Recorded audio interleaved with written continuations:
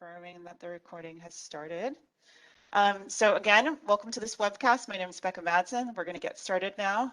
We're going to start off talking today about some background research that EPRI has done on satellite data and uses in the electric power industry. And then we're going to talk about two specific use cases for wetland identification and also looking at tree health. And then we're going to pass it over to our collaborator, Amy Leibrand, from Battelle, and she's going to tell us about some NASA resources, Earth observation resources, and other satellite data that can be used for energy use cases. So that should be really interesting for us. So let me go ahead and get started. We'll start off with our EPRI projects here. We've been looking at the use of satellite data and other big data and how it can be applied to the electric power sector for about 10 years now. And we've kind of started to concentrate on some different data sets that are high volume, high velocity, high variety. And satellite data is one of those. One of those, in fact, that we think are one of the most important data sets for the industry to solve multiple use cases and challenges. These are the other data sets that we are kind of focusing our attention on in our AI.EPRI initiative. You can find more about that at ai.epri.com there. So satellite data is one of those, and we'd like to highlight a couple of resources for you. First of all, this really great resource that Jared Green has put together, and he's on the line on video there. And it's kind of just overviewing some potential use cases for satellite data in the electric power industry with an infographic on the left for those of you who are visually attuned like myself.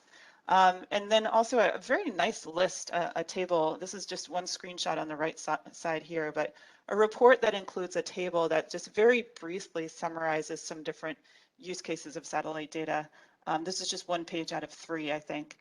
So you can start to see that there are a lot of different opportunities to bring in satellite data. We're talking about 2 of those that are starred right there, wetland delineation and then forest health and damage conditions there. So let's get into that. So in terms of wetland delineation, this is a process that is required for permitting anytime that you cross a wetland or stream. It is something that electric power companies do on a very frequent basis. And in our ecological risk and resilience research area, we've been looking into this on a stepwise basis for a couple years now. And we started out by just providing an overview of this, the current state of standard procedures for doing a desktop wetland identification. And then looking at the literature and looking at what is the edge of research, what is the cutting edge, and what kind of tools and methods are being used. And artificial intelligence and satellite data are part of the recipe that we see there. And then we've asked our members about if a tool could be built to improve on desktop wetland identification. What would it look like? What kind of functionalities would it have? And we got a lot of good feedback from that and started in on some work to develop an online tool.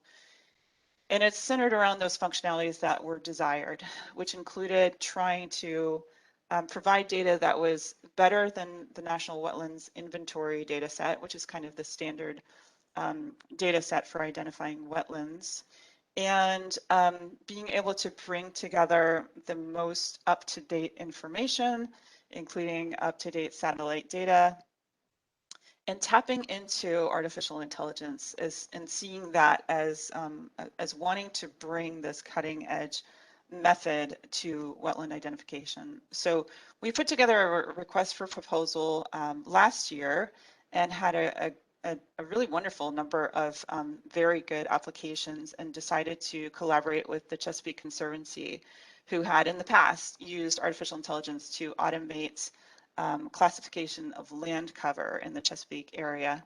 So we've been working with them, and they have created a model that taps into a form of deep learning and taps into satellite Earth observation imagery that you can see in those top 2 bars, along with LiDAR and then a LiDAR derivative that's called geomorphons. It's kind of a unique approach that we're seeing where LiDAR data is turned into little landforms of like flat earth, valleys, slopes, etc.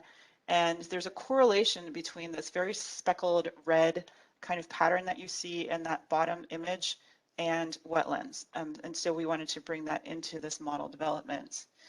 And what you get at the end is an online tool that we're still refining, but basically that can be used to see the model outputs along with other important data sets.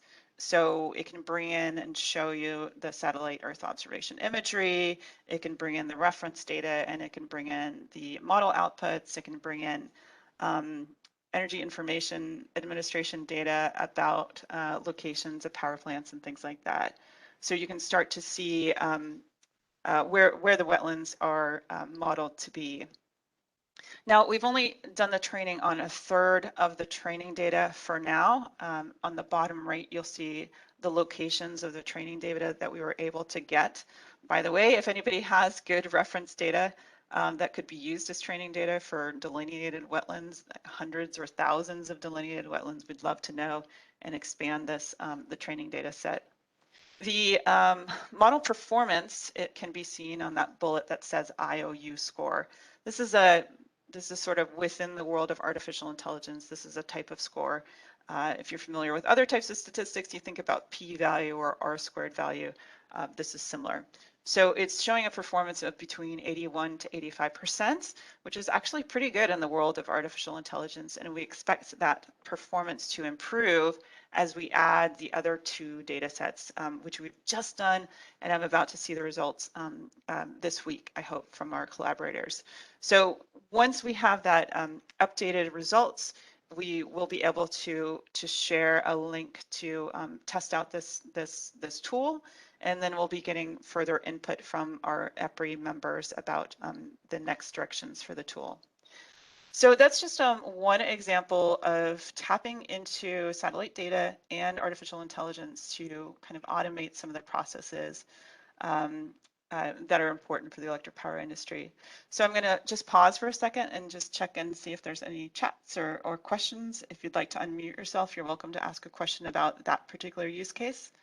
And then I'm going to move over and allow my colleague Jared to talk about his project. Short pause.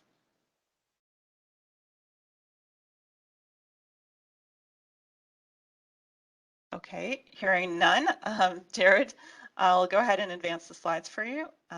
So go right ahead. All right, thanks, Becca. My name is Jared Green. I work in the distribution area within research or within EPRI. So my research is focused a lot on reliability and resiliency. And we had a joint project with the transmission and distribution group that deals with environmental concerns, including vegetation management in 2020. We called it the At-Risk Tree Project. And there we were looking to identify trees that are stressed, that's near the distribution or transmission right of way, that have the potential to fall into the distribution or transmission lines.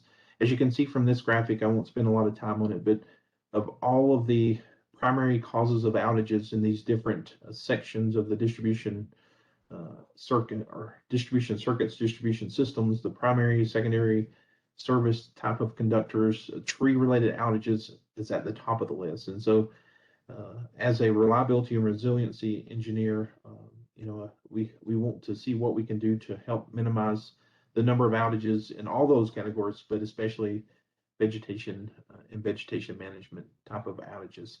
So as we advance to the next slide, with that being said, we have the traditional practices where we put boots on the ground, go out and look at the distribution transmission lines.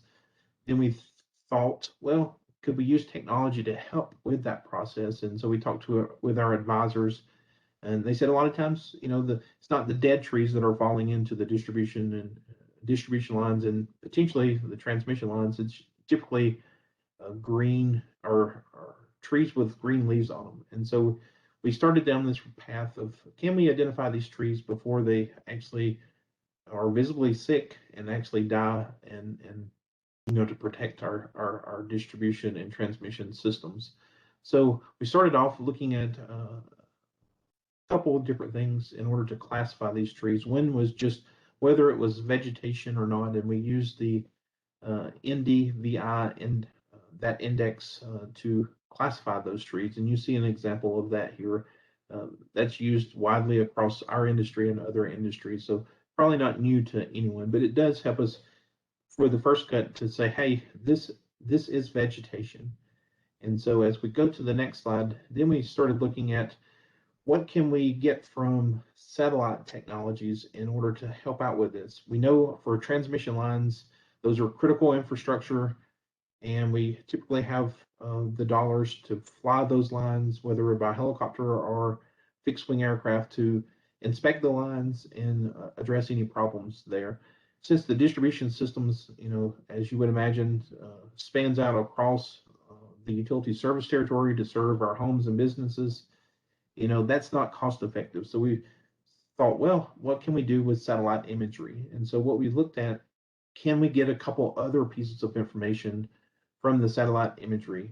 So we know we've determined from the NDVI that we do have vegetation, and next we want to determine the heights of the trees, and we can do that from the satellite imagery. We can get a digital surface model. So from the satellite, we get a stereo image, and we can see the tops of man-made objects as well as natural objects, and you see that in the image second from the left with the digital surface model noted there. So we have that, and then typically utilities have access to LiDAR data or LiDAR data from the state or other government agency. A lot of times that's free, and so by pairing up the LiDAR data, which gives you a digital elevation model, so the surface of the Earth, and you subtract that from the digital surface model, and actually gives you the heights of the tree. So now we have, it is vegetation, and we know the heights of it. And from the satellite image, we also get the location of the tree. So as we advance to the next slide, now we start looking at, is the tree stressed, and is it in the process of potentially dying or being weakened by a disease or some other factor? And typically when the tree becomes stressed, at some point we can see it with our eyes, just as the leaves are shown here on the left, a green leaf, a healthy leaf on top, and then the stress leaf, our eyes perceive that as a yellow color, which is the reflectance off the leaf, and it deals with the reduction in the chlorophyll that's being produced by the leaves on the tree. When we use satellite technologies, as well as other sensors, maybe on board aircrafts or helicopters, we can start looking at the electromagnetic spectrum to look at these different bands and really look at the signature of the canopy of the tree to determine if it's stressed or not based on the reflectance off of the vegetation. Here you can see a thicker line, which is a healthy leaf or a healthy canopy, versus one that is stress that has a reduction in the chlorophyll, which does affect its reflectance and what we see and what the sensor sees on board the satellite. And so that shift is where we can start determining if the tree is healthy or not. So based on that information, let's go on to the next slide. And that same signature or fingerprint, you might call it, on the left in that graphic, you can see the bands that's unique to this particular satellite. We use Worldview 3 for this analysis. It has a spatial resolution of 50 centimeters, and it gives us these 8 electromagnetic spectrum bands to do this type of analysis. So we analyzed the data and identified where the top percent of trees that are stressed or vegetation that were stressed. You see that in the middle image there, noted with the red highlights. We zoom in on a particular grouping of trees on the right hand side, and so you can see even with the satellite imagery, you're picking up multiple pixels for the canopy of the tree of the one that is actually stressed. And what we found out during 2020, looking at imagery from 2019 as well as imagery from 2020, is that there is a critical peak season. We called it peak green season, in that the tree is the healthiest, it's the greenest, and it's growing. Is basically the growing season between the end of May and sometimes in August, typically for most types of trees. And so, getting the imagery during that period of time we found was critical. If we get it into the I guess shoulder months, this type of analytics doesn't work as well. So let's go on to the next slide, Becca. Here's a zoomed in version of an area that we looked at in northern Virginia.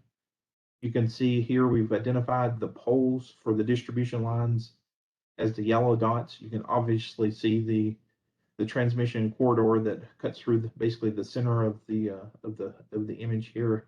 But we have where the trees are the healthiest. It's kind of that neon green color, and then the red areas. And so we had the utility go out and do some observation of these trees in this particular area. It's basically a 100 square kilometer area that we were doing this research within. And we picked out those 100 locations for the utility arborists to look at, picked out 50 healthy trees and 50 stressed trees, or ones we thought were stressed, based on our methodology we used and the algorithm that we developed. And the accuracy was pretty good for this. Our first try at this, we ran an accuracy rate of 70 to roughly 87%. So within that 3/4 range. And so, using technology, satellites, we were able to pick up those trees that are stressed, the ones that are near the distribution line, which is the other element of that algorithm, is that, it's great that we can pick out these areas of stress, but we want to pinpoint the ones that have the I guess the potential of falling into, in this particular case, distribution lines. And it's a really neat research project in that, we're using it for this application, looking at trees that have the potential to fall into the distribution line. But, if we're looking at it for maybe other environmental use cases, being able to identify whether a tree is healthy or stressed, has a lot of uses in our industry as well as other industries. So pretty cool research project that we did, and love to continue to expand on this research, make sure that we are still getting the same percentage, maybe with a larger sample size, and in different parts of the country. Becca and Ashley Bennett and Doug Dorr, that's working in the distribution area now, they're actually looking at this same type concept in the West Coast forest this summer. So we'll have some additional results that we can look at with a different type of forest that we're going to be evaluating in 2021. So Becca, I think if you'll go on to the next slide. Sure. Was a slide ahead actually, but these are the areas that we were evaluating in 2021 in this western forest, just right outside of Fresno, California, in the area that at least one of the areas, maybe 1.5 of these areas, saw a substantial burn wildfire last summer. I think Becca has a lot of interest in exploring that particular area for the environmental use cases that we've alluded to, during this first half of the presentation. So I'm going to turn it back over to Becca, and maybe this is a good time if you have any questions or comments about that particular research. We'd love to chat with you now about that, or if you'd like to just contact us directly, we would love to chat more with you about that. That's right. And then I'll just note for people that when we send around the slide deck, you will see that we have a couple more reference slides, so you can see those other pages of use cases and some more information, some other EPRI reports that we've done that have been digging into satellite data. So we don't have any questions from the chat right now. I'll give it a short pause. In the meantime, I'm going to give Amy the presenter role.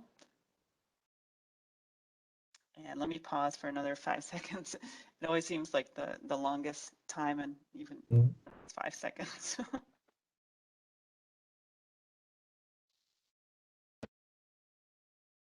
Okay, seeing no other questions or anyone going off mute to ask questions, I'm going to pass it over now to Amy. I think everyone's going to be really interested in her presentation. There's a lot of NASA resources that are available, freely available for use.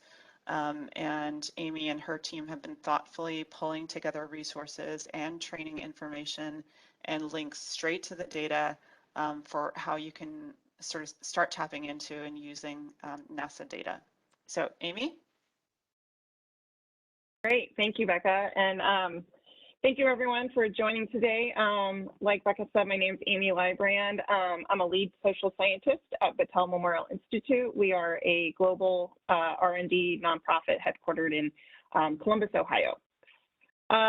So for about the past decade, Battelle's worked with NASA doing what I essentially, what I call matchmaking. We're in a capacity building approach, identifying end users for NASA satellite data products, and then matching those end users with the best products using a capacity building approach with the aim of really getting NASA data into more hands and increasing awareness and understanding of these freely available resources. As part of our most recent NASA grant, we really focused on electric utilities as our end user group. We've also done work with transportation groups and wildfire resource management, emergency managers. So we've done a broad overview over the years of different users. As part of this particular grant, our goal was really to increase the usage with electric utilities themselves. Part of this involved iterative, in-depth interviews with several U.S. Electric utilities across different regions, the Department of Energy, and then industry experts as well. Through that work, we were able to identify and prioritize some needs and gaps across the sector at a broad level related to energy management and resilience. But I will say, I mean, there's always, among utilities, you know, there's always specific, site-specific problems or region-specific problems or issues. So we really tried to keep everything, you know, applicable across the sector, but so you know, things like air quality, we didn't touch on that so much, but a lot of the big button issues, climate resiliency, renewable energy, and so on, really focused a lot on that. So the purpose of the StoryMap, it's intended to provide practical and actionable information about NASA resources for utility applications. I really do think that the StoryMap, though, as you'll see in a moment, there's a lot of information in there. It really could be used by anyone working in the energy sector, researchers, you know, folks working in policy or governance, private companies. So here at this link is where you can access the StoryMap. It is free and open to the public. I'm going to pop this link into the chat feature here. Well, actually, I think since I'm sharing, I can't do that at the moment, but I will do that at the end of the presentation. I'll provide this link in the chat so you have it directly. There's no login required. Anybody can use the StoryMap, and all the information in the StoryMap, all the data sets, are actually also free to use. The StoryMap, like I mentioned, it's not intended to be an all-inclusive list of NASA resources for energy. We really focused our content on data sources that were easy to access and easy to use. So by easy to access, I mean data sources that are free, easy to access, or easy to find for users not experienced with NASA data portals. Data portals can be quite a rabbit hole in and of themselves, so we try to sort of amass everything into one bucket for you.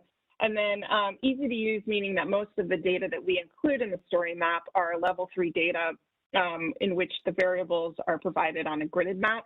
So this cuts down on pre-processing, some of the pre-processing required for if you want to use the data in GIS software or with other software. StoryMap is really meant to provide a way, I guess in a nutshell, an easy way to identify resources and help users know where to go to visualize and download NASA data. We do primarily only include NASA resources in the StoryMap. The map was, or the StoryMap tool was developed under a NASA grant, but we do recognize that there are other sources of satellite data. NOAA is a great resource, European Space Agency. I know a lot of private sector companies have their own private satellites and cell data. So there are other options out there. We also do recommend that users consider the data in the StoryMap, not just in combination with each other, but also alongside site-specific infrastructure and asset data, and also ground sensor data. You know, all of these sources together are really important to gain a comprehensive perspective on an area of interest. All right, so I am going to give you a whirlwind tour of the StoryMap. All right, so what you see here is the homepage of the StoryMap. It just provides a brief introduction of this tool, how to use it, some other information about advantages and limitations and so on. But you can see up at the top, we've got case studies, data sets, definitions, and tutorials. So let's take a look at data sets first. And in the data sets tab, we have all of these various tabs up here, these different parameters, all kinds of different products going all the way down on this drop down. I counted the other day, there are over 150 data sets in here, so there's quite a bit of information, as you can see. So let's click on surface water and flooding. I'm just going to give you a couple of examples of what you can find here. In each of these parameter tabs, each parameter tab is going to start off with an overview section that includes this table here on the right that gives a breakdown of all of the data sources that are included in this tab, which correspond numerically to the sections here on the left. And then providing information on it, specifically what they measure, how often they measure, and how the data is provided to the user, maps, data downloads, APIs, et cetera. So like I said, all of these data sources are corresponding to the left-hand sections here. So for example, in this particular tab, we have surface reflectance products, surface water extent, surface height, runoff, several flood products. So just to dig a little deeper, I'm going to show you an example here in section 2, surface reflectance products from MODIS and VIIRS instruments. So in each of these sections that you see along the left-hand side here, in each tab, they're going to be ordered, or they're going to be organized very similarly. So they start with an introduction of what this data product is, what the instrument is, where it comes from, and then is followed by a data set section that tells you exactly where to find the data sets, as well as data set characteristics like the format that you can find the data in, temporal resolution and coverage, spatial resolution and coverage, tutorials if there are any tutorials available. Since we're covering both MODIS and VIIRS in this section, there's a separate section for VIIRS data sets. And then the last part of this are validation, theoretical basis, and guidance documents for these particular products. So in order to access any of this information, all of the blue bolded text is hyperlinked to the external data source. So if I want to find the data sets for, let's say this first one here, MODIS land surface reflectance products, just clicking on that link opens the data, the source of the data, where you can see here all the products available in different spatial and temporal resolutions, and then you can click through and go through there and find your data. So pretty easy to navigate. It is a lot of information, but we tried to organize it as consistent as possible. So on the right-hand side, you see this is a map from WorldView. WorldView is one of the visualization tools that we include quite frequently in the StoryMap. It is more than just a mapping tool, though. It does include many, many data products from NASA, so I do highly recommend it as a source for visualization, but you can also download data directly from WorldView. You can add various layers, all kinds of different layers. You can compare between different dates. Let's see, I'll show you here. You can select and compare. You can create animations. There's quite a bit of stuff that you can do with the WorldView tool. It's pretty neat. So I really do encourage you to poke around on go in here and poke around in all these parameters because there's just so much data in here. I can't cover it all today, but I'll give you just another brief overview. Here, this is ground and soil moisture. This sort of data, as you can see from the overview table, includes information on soil moisture, water storage, freeze-thaw, droughts, runoff, subsurface runoff. So really information that's useful for assessing changes in water storage, potential for drought, vegetative stress, and so on. So these are the corresponding data sources corresponding along with the left-hand sections here. Just to show you one more example, this is section 4, soil moisture conditions from NASA's Soil Moisture Active Passive, or SMAP mission. Again, we start with just an overview introductory section. If there are any tutorials available specific to this data set, they will be included here.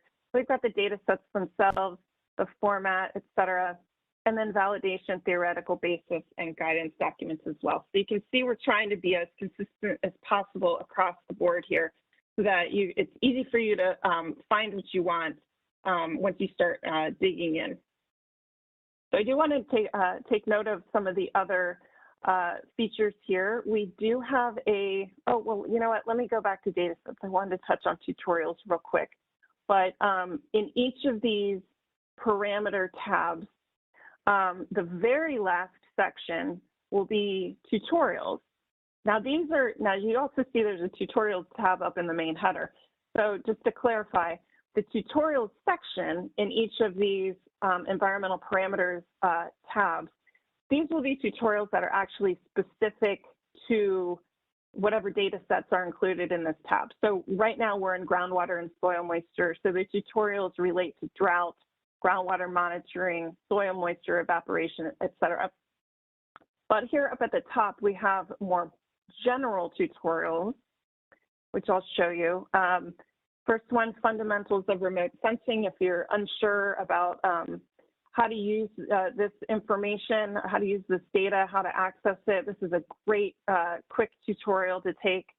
I mentioned the WorldView visualization tool. There are a few videos, webinars, and tutorials on how to use it, and that just go into great detail about all of the capabilities.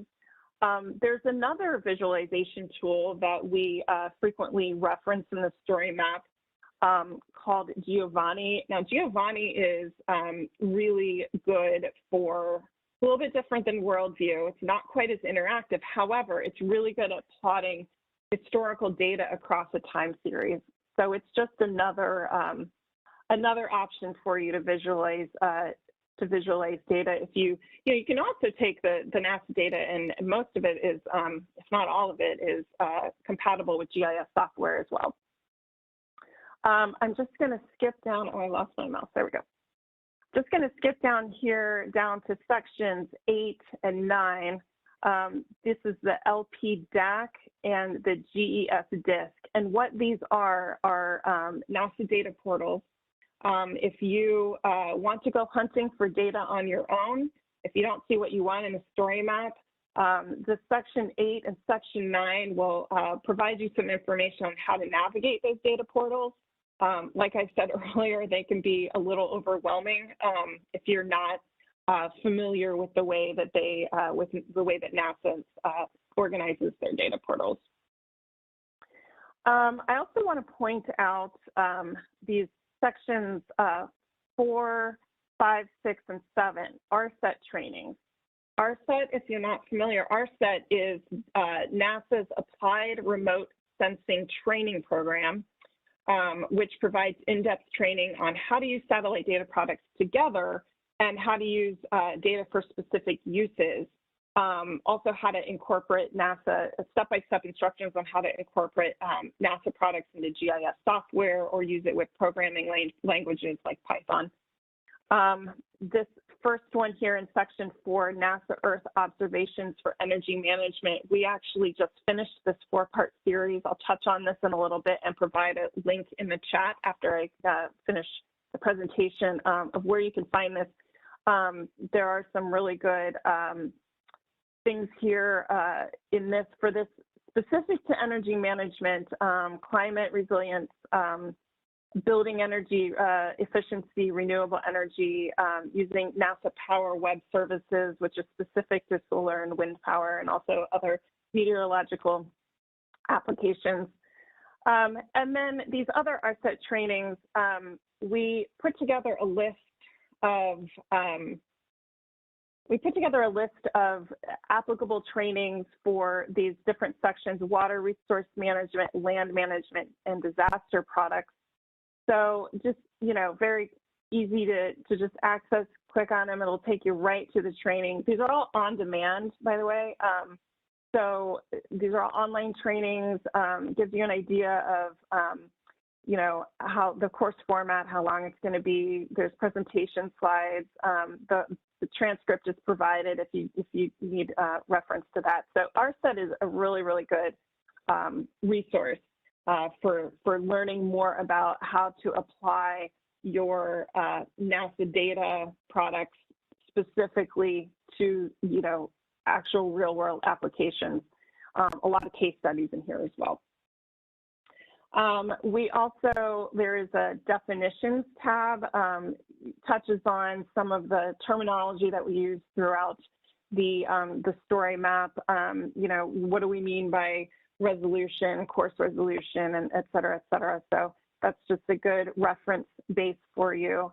And then we also have a tab on case studies.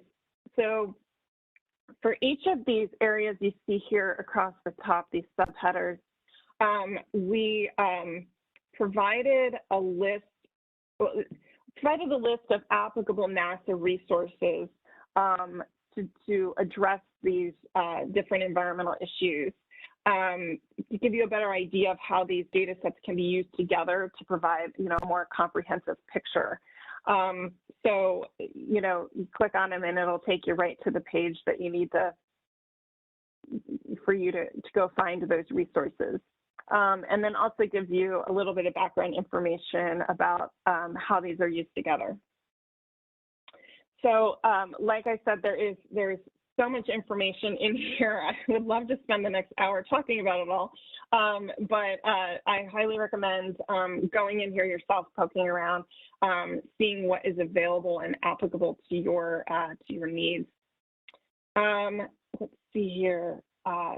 So one thing I did want to mention before I conclude, I mentioned the NASA ARSET training on energy management. This is the first energy-specific training that NASA has produced. It is currently available for on-demand viewing. I will put this link in the chat here in a moment. All of the ARSET trainings are all free and open to the public. So part 1 here actually provides an in-depth look at the StoryMap that we just went through. I spent about 40 minutes digging into all of the data set tabs and showing folks specifically how to access and download data and how to visualize data. So it's a very, very comprehensive demonstration of the tool. So with that, I thank you and appreciate your interest. Thank you so much, Amy. Sharing. Yep.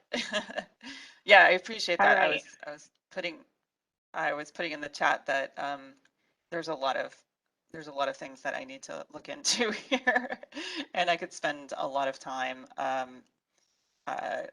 training myself. So I actually bookmarked it in my little bookmark tab that's like, train yourself on GIS. Yeah. And I've always been a little intimidated by satellite data. So knowing that there's some videos and resources to explore that more and understand, which data is really relevant to me, I think is going to be really helpful. So thank you so much. Amy's putting those links in the chat there, and that is tremendous. So I'm going to pause for a moment and see if there's questions about either the use cases that EPRI presented or about the StoryMap and all the different data resources and training resources that Amy mentioned here. I'm going to pause.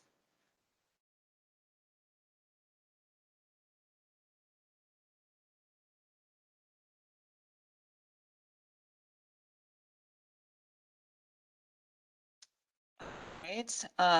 And my colleague mentioned to me to remind folks about our satellite data project.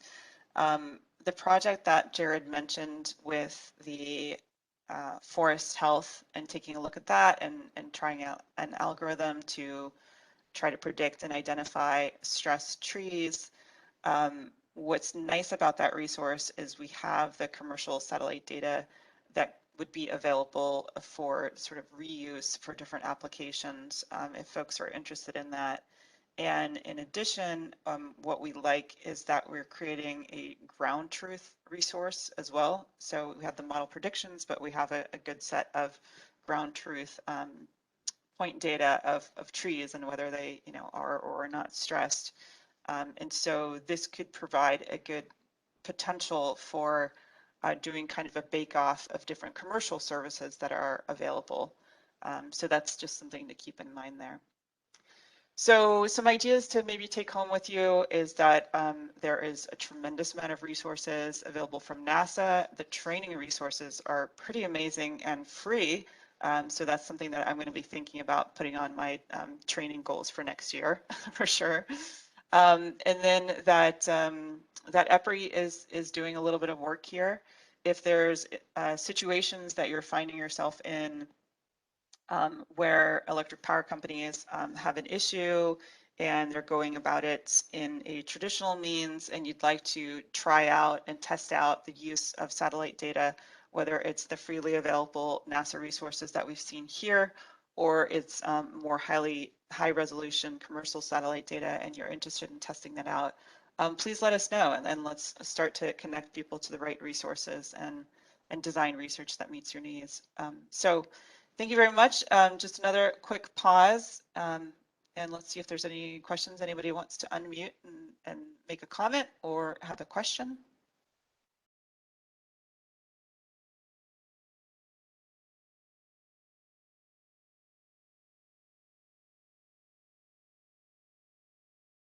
Okay. All right. Well, with that, you can see our contact information here. Please think of this presentation as just the start of a conversation. So please reach out to any of us if you'd like to continue this conversation and talk about how it applies to you.